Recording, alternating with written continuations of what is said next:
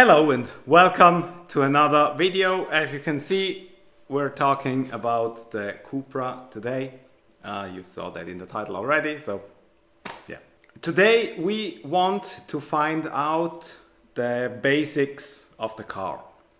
So how much power does it actually have in stock trim?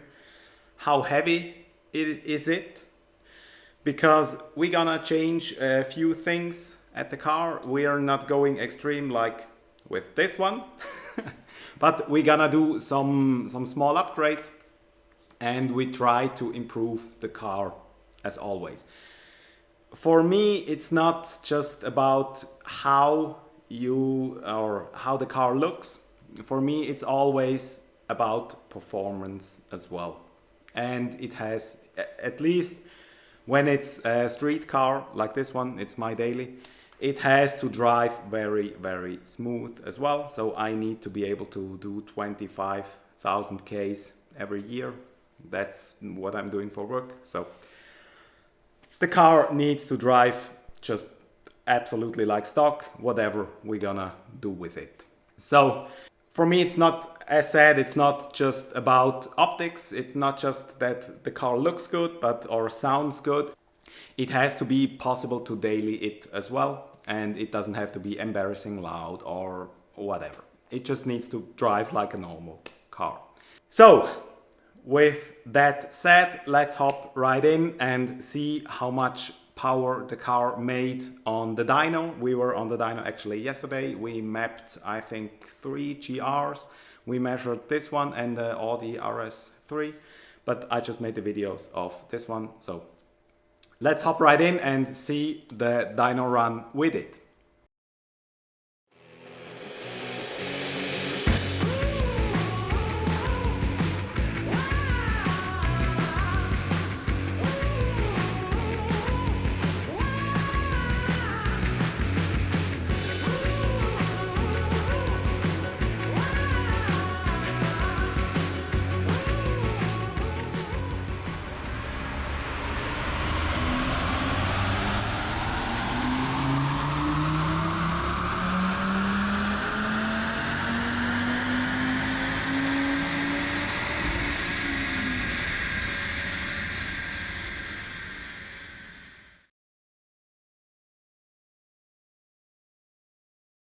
So, yeah, and that was the dyno run. The car actually made 415 horsepower and 545 Newton meters of torque.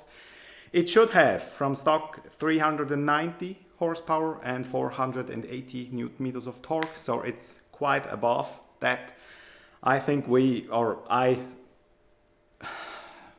I thought it will be higher than stock because of how fast the car was and how much faster it was than they said it should be. So we have 25 horsepower more than they claim, and that's the interesting part, over 60 Newton meters more than they said it should have.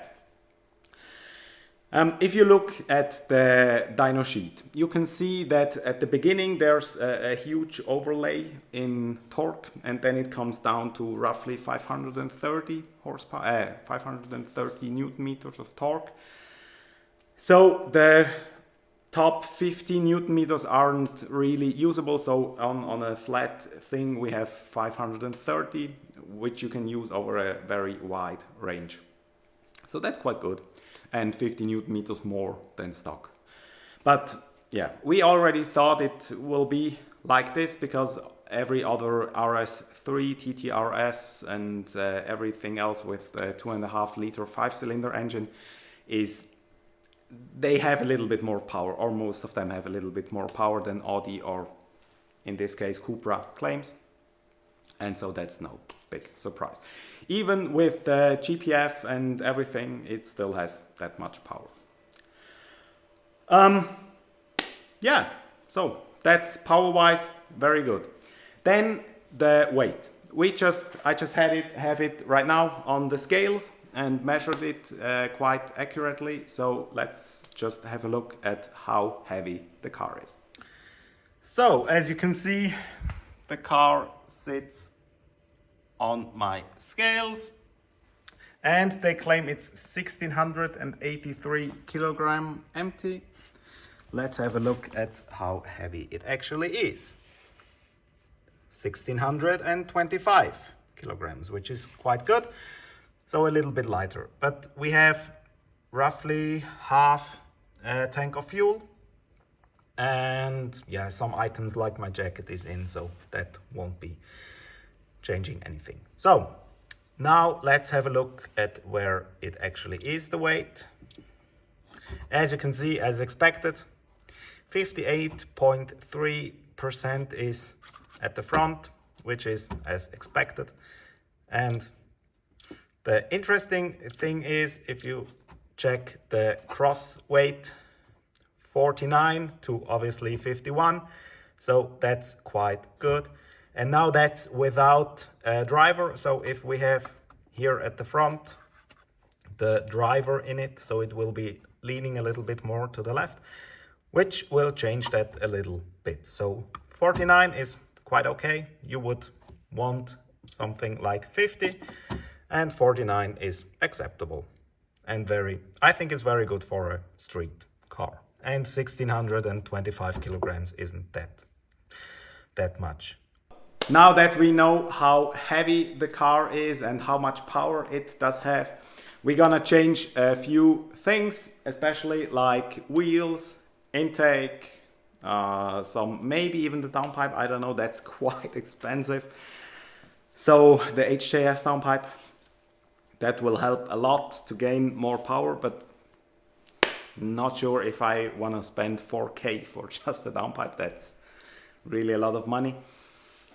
So we'll see if I'm gonna do that. But wheels, it will get lowered a little bit, not too much. It will just get KW springs. If they drive horribly, I will throw them out as well. Or I will throw them out again, but we'll see. This will lower the car, I think, 35 millimeters. So I think that's enough. So it just keeps a little bit of height, so you can still drive it as a daily. And yeah, wheels, intake, yeah, maybe exhaust, I don't know, because I really like these end pipes, the tail pipes. They are copper and not like this. They are offset, I think. Just a little bit different, and then everyone else does it, so I kind of like that. And I don't want to destroy that look by just adding some. Miltech has some with just a big oval one. I don't really like that. I want to keep these. So I'm not sure if I'm gonna really change that. And I quite like actually that the car isn't that loud. So on a long trip on the Autobahn, it's just very relaxing to drive. So I'm not sure if I'm gonna change that. But it will also get a map as soon as it's available. Right now it's not available actually, because this one's just too new, obviously. And so it's not tunable for now, but that will be like maybe a few weeks, maybe a few months. We have to wait for that, but we're gonna do that most likely as well. And I think we're gonna end up somewhere around 500 horsepower, but yeah, we'll see where this will end up. So that's it for this video. Thanks for watching. See you next time. Have a good week. Goodbye.